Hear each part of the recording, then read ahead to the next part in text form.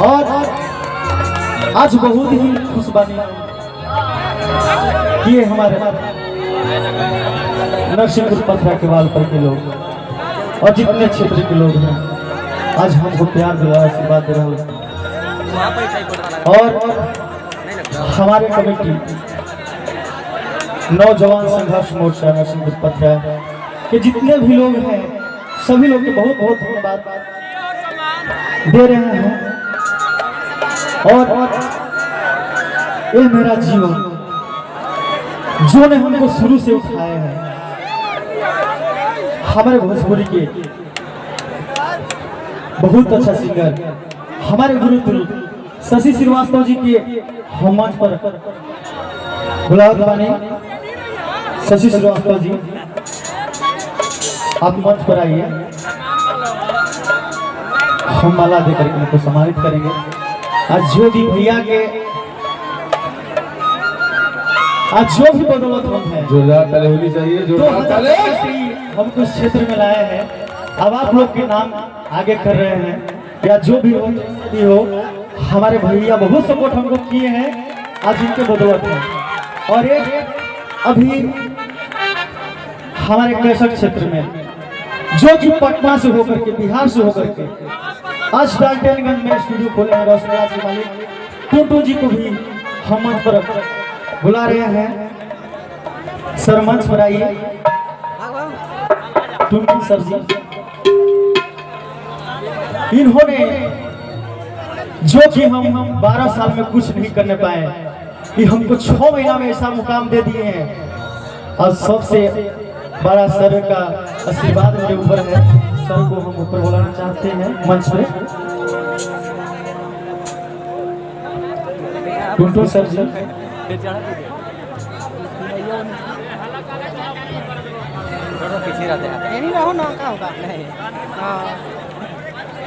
ये हमारे रोशनी राज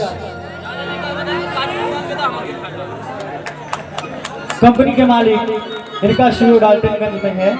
और भैया के मेरे ऊपर बहुत आशीर्वाद प्यार बहुत कुछ मेरे लिए कर रहे हैं अभी। और भगवान चाहे आप लोग के आशीर्वाद रहे तो मनोज आज छोटा मोटा स्टेज कर रहा है, आप लोग की कृपा रहेगा तो बहुत बड़ा मंच कर सकता है। बस आप लोग अगर अच्छा लगेगा तो ताली जरूर बजाइएगा भैया।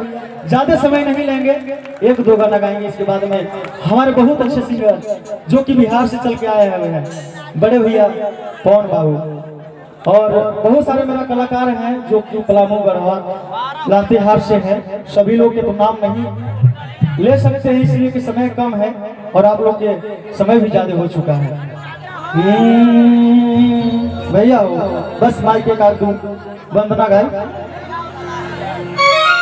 हेलो देखिए भक्त माई के दरबार में जाकर कहता कि ये माई अरे जब तक राव आशीर्वाद हमारा ऊपर ना रही तीब लड़का के कुछ ना हो सकला भाई। कैसे लड़का गुहार करता कहता राजकिशोर बाबू कि ये माई दरबार मेरा हम अपन अर्जी लगावा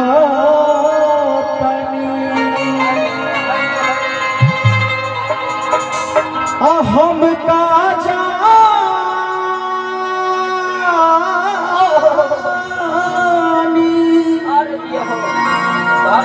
हर जोग जप तप पूजा असर धसे गोहरा बोली सच्चे दरबार की वाली मैया की।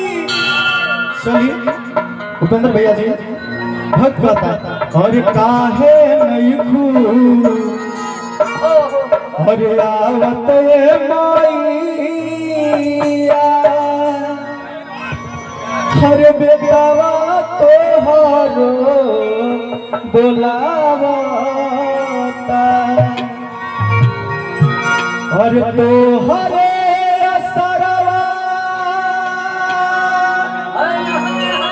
हर लागल बाय मैया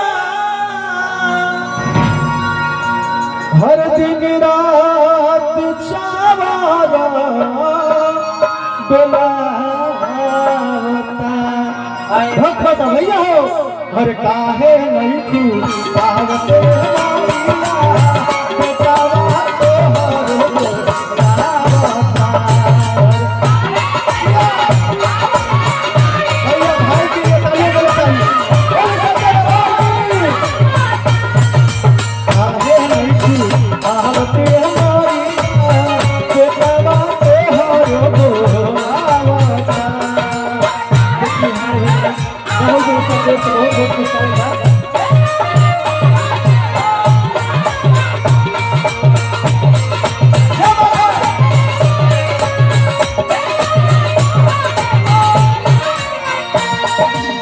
तोहरे असरवा लगल बाए मैया तोहरे असरवा लगल बाए मैया दिन रात चारा डोलावता भैया भैया भैया भाई भक्ति का नाम रहा भैया कम से कम ताली जयकारा जरूर लगाएं अगर भाई के माना हो तो बोले सच्चा दरबार के सरवाली मैया की तो काहे नहीं खू आहवते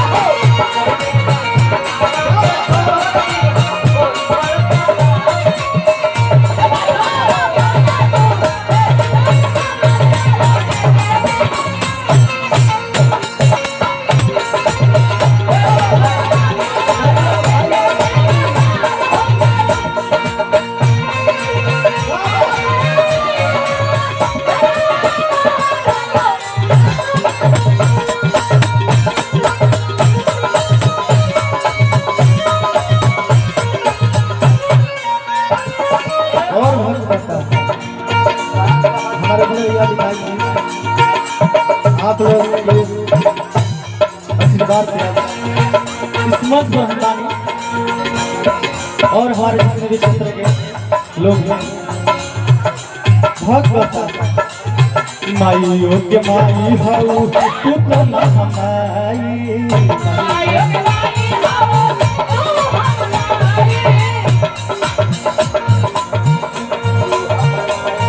चलिए हमारे भैया अंदर चलो सर बहुत बहुत खुश करेगा हम भैया के बार बार प्रणाम करवानी और हमारे भैया इसी तरह के करता माइयों के माई हो तू तो महामाई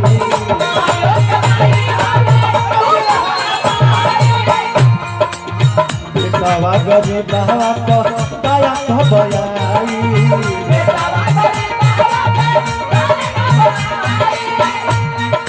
और कि तोहरे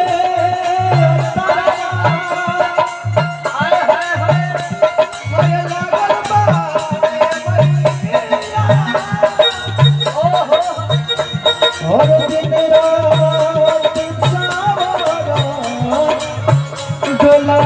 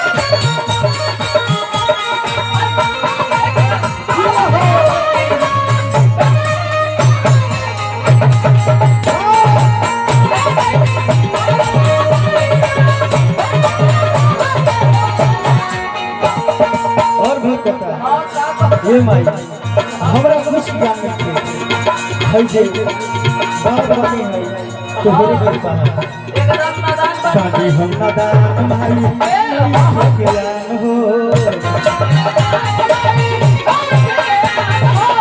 तोरा पर को देरी देई का ज्ञान हो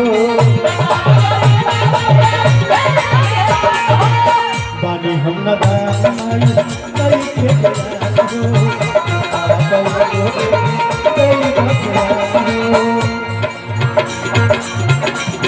हर तो हरे हसरवा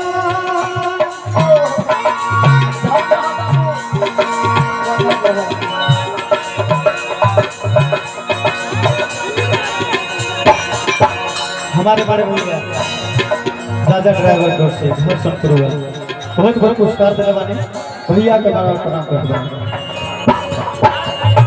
अरे काहे नहीं तू आवते मोरिया बतावा तो हरो बुलावा अरे काहे नहीं तू आवते मोरिया बतावा तो हरो बुलावा अरे काहे नहीं तू आवते मोरिया बतावा तो हरो बुलावा अरे काहे नहीं तू आवते मोरिया बतावा